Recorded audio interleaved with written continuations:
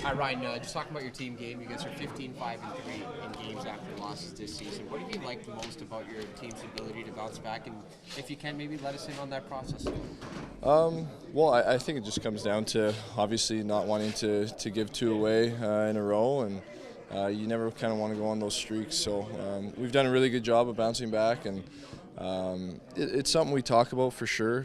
Sometimes it starts with just playing a bit of a simpler game in the next one to start, and just using our speed and stuff. And so far we've done a good job, but obviously it's going to be a test tonight. Game number 998 for you tonight. 999 in Vancouver, which is probably pretty special. And 1,000 on the weekend.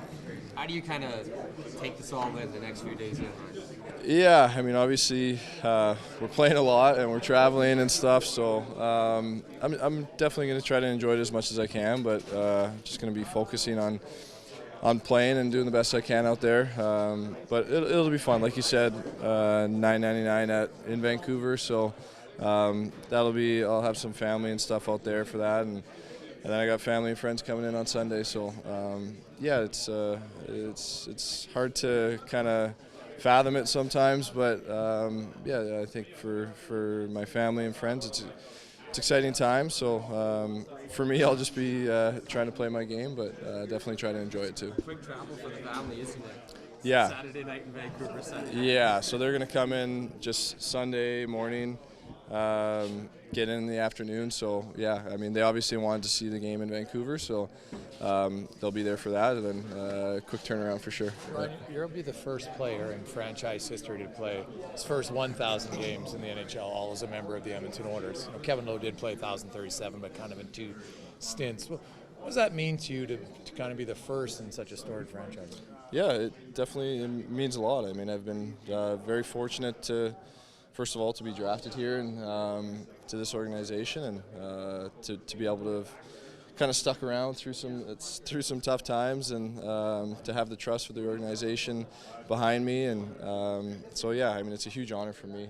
It's been a privilege to play these years here in Edmonton, and with such a great group and a great group of fans. So just very fortunate, and yeah, I mean, obviously not stopping now, so want to keep going, and want to keep playing a lot more in this building. You've had a really unique relationship with the fans in the sense that, you know, they called you Baby Nuge right from the young age. You know, had a lot of nicknames. Obviously, when you fight, they love it. But you've been a guy through the worst times, and now obviously some very good times. That a lot of fans kind of, that generation of fan kind of, Ryan Nugent-Hopkins is like their guy. How do you relate to that as a player? And do you feel that from the fan base? I definitely feel the support from the fans for sure. They've always been great to me. They supported me. Obviously, I came in a first pick, so you have a lot of pressure, a lot of expectations, and I feel like they kind of stuck with me through some tougher years. And yeah, I mean, they've been great to myself and my family. I mean, they're in general just a great fan base, but I've been very fortunate the way that they've treated me, and I definitely don't take it for granted. Nuge, those dark days you mentioned, decade of dark, how tough was that personally? Well, not just personally, but I mean, obviously you want to have success as a hockey player, and I feel like a lot of us growing up on your junior teams and your minor teams, you have that success, and you're not used to losing a lot, and so to face that yeah, I mean, my first few years, obviously we were going through it a little bit, and you had to find a way to deal with that, and focus on trying to improve the team any way you can, but at the same time improve your own game individually. And it wasn't always easy. I mean, it was frustrating at times, but to be on the other side of it now is very rewarding. How much pressure was on yourself and Ebbs and Hall to carry a team offensively at such a young age? There was a decent amount of pressure for sure. I think that just is how it goes with some teams, where you bring in some young guys that are high picks. I mean, Ebbs wasn't a super high pick, but obviously made an impact right away. So that's just how it goes. I mean, it's and you got to be able to play with that, and try not to let that get the best of you. And also it helps when you have each other to kind of go through those moments together. And embrace it and also just have fun with it too. So we had a lot of fun, but obviously to go through those tougher days is it can be frustrating, but yeah, I mean, you got to find a way to get through it. Do you ever think all three of you would still be playing 1,000 games? You're the only one that's played 1,000. Yeah, I mean, for sure. Yeah, in those days, for sure. That's what you expect. That's what our goal was, and unfortunately, it didn't work out like that. But like I've said before, I'm very fortunate to be able to stick around. Ryan, you mentioned those early years, and you came in as the #1 pick and overall. So there was lots of expectations, and you were always an offensive guy. But early on, you seemed to embrace like that defensive responsibility, maybe a little bit to sacrifice offense. Where'd that come from, and how was that a tough decision looking back? Yeah, I think it was pretty quick for me to understand that it was something that I needed to work on, and an area of my game where I maybe needed a little more focus than other parts of my game.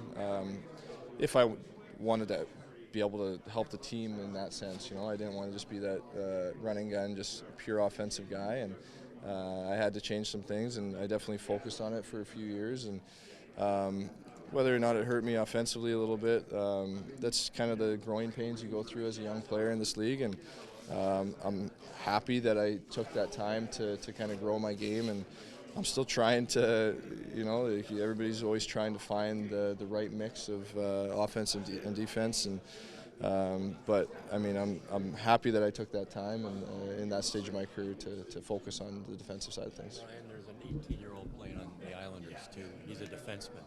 Is it harder to break in as a defenseman as a Eddie?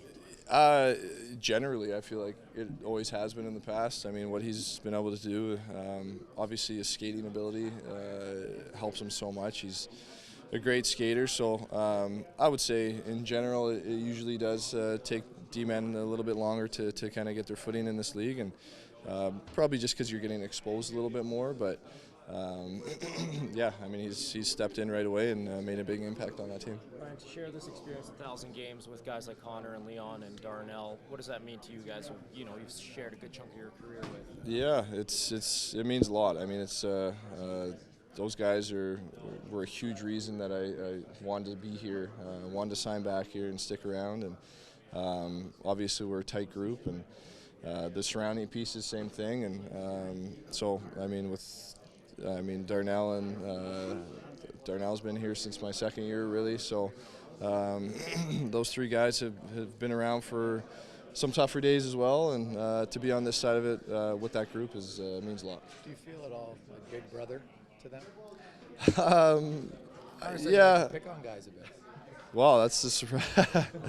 No, I mean, I think that they're pretty mature kids, and I mean, not kids anymore, but they also had expectations when they first came in, and they felt that pressure too, and I tried to help out in ways that I could, for sure, and but now we've kind of all grown up as a group. Do you ever get tired of introducing yourself to a new coach for all the years Yeah, I mean, obviously gone through a decent amount now, so more than a decent. yeah, but you try to learn something, and obviously every coach has their own way of managing the team and kind of going through the process, and yeah, I mean, you take what you can from each one, but obviously, yeah, I mean, there's been a few now. You've